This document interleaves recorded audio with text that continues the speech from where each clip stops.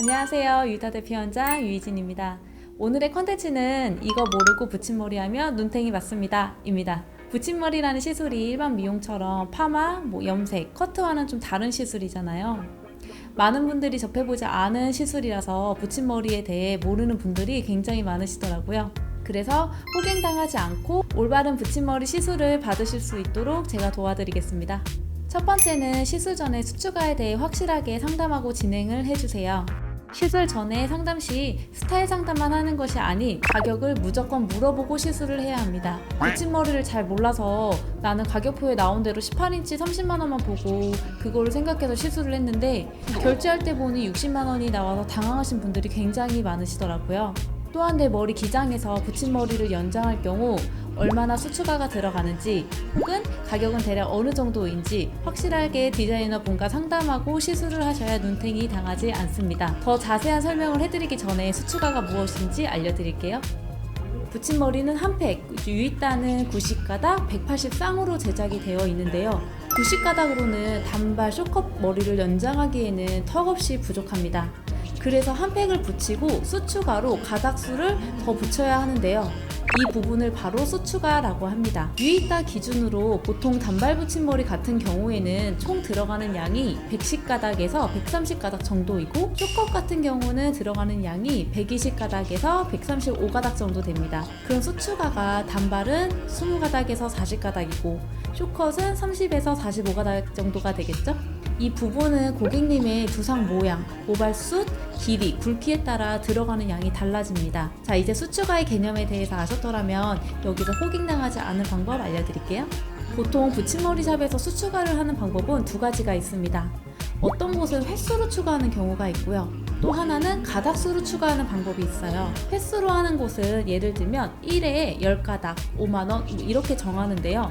그럼 2회로 하게 되면 20가닥, 10만원 추가 이런 식이겠죠? 그래서 단발은 3회 정도 추가됩니다. 쇼컷은 4, 5회 정도 추가됩니다. 이 방법으로 수축화하는 방법이 있습니다. 그리고 가닥수로 추가하는 방법은 말 그대로 추가된 가닥수로 가격을 책정하는 방식인데요. 한 가닥에 4,000원을 기준으로 20가닥 수축화 비용이 들어가면 8만원 이렇게 생각을 해주시면 됩니다. 유이따는 가닥수로 책정해서 투명하게 하고 있습니다. 자, 그럼 이제 수축화에 대해서도 알았고 수축화하는 방식도 아셨잖아요. 그럼 여기서 더 호갱당하지 않는 방법이에요. 근데 물론 들어가는 방법이 샵마다 다르겠지만 제가 굉장히 비추천하는 곳은 무리하게 수축화가 들어가는 곳이에요. 수축화가 들어간 만큼 붙임머리 가격은 올라가기 때문에 가끔 고객님들에게 무리한 수축화를 하는 경우가 굉장히 많습니다. 어중간한 머리 기장인데 한 팩 반 붙이는 경우도 있고 쇼컷이라고 해서 두 팩 가까이 무겁게 붙이는 곳들도 많아요. 시술 방법에 따라 다를 수도 있겠지만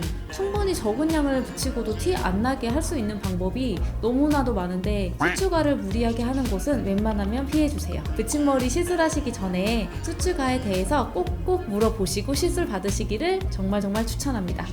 다음으로는 같은 업계의 사람으로서도 굉장히 화가 나는 시술 방법이에요. 시술을 빨리 끝내려고 대충 한 곳에 두세 가닥을 한 번에 잡고 붙이는 방식이에요. 붙임머리 매듭 무게에 대해서는 나중에 또 올리겠지만 매듭 자체가 무거워서 두피에 무리가 가고 그런 거는 아니에요. 하지만 그래도 그렇지 빨리 끝내려고 한 곳에 두세 가닥씩 달아서 붙임머리를 시술하는 거는 고객님을 생각하는 시술 방법은 아니라고 생각이 들어요. 당연히 한 곳에 두세 개에는 두피에 무리가 올 수 있고 머리가 빠질 수도 있고 두상 꺼짐과 두피 배긴 모든 것들의 불편함이 일어날 수 있습니다. 그러니 한 곳에 두세 개씩 다는 시술을 하는 곳은 피해주세요. 붙임머리 기법 중에서 1mm 슬링 닦기가 제일 손질이 편한 기법인 건 다들 알고 계시죠? 샵을 알아보다가 여기는 1mm 슬링 닦기네 하고 가시지만 마시고 그 샵에서 매듭한 방법 사진을 꼭 확인해 주세요. 이곳이 한 곳에 한 가닥씩만 촘촘하게 시술을 하는 곳인지 아니면 매듭 방법은 1mm 슬링 닦기인데 한 곳에 두세 개씩 시술하는 곳인지 꼭 확인을 해주세요. 마지막으로는 모발 퀄리티에 대해서 이야기해 드리고 싶어요. 붙임머리 모발은 저희 같은 경우는 2년 가까이 한 모발로만 사용하시는 분들이 있고 1년은 기본으로 쓰고 변경을 해요.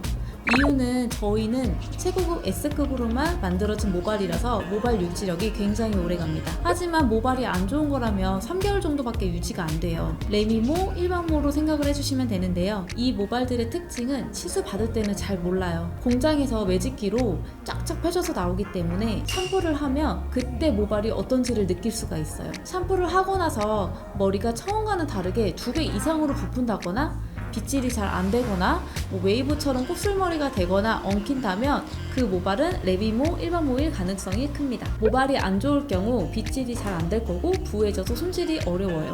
빗질이 잘 안 되면 세게 빗질을 해야 될 거고 그럼 당연히 두피가 무리해 오겠죠? 그러니 모발 퀄리티에 대해 자세하게 알아보고 하셔야 합니다. 붙임머리샵에서 사용되는 모발의 퀄리티는 어느 정도 있고 유지력은 얼마나 되는지, 리터치는 얼마나 가능한지 꼭 물어보시고 시술 받으세요.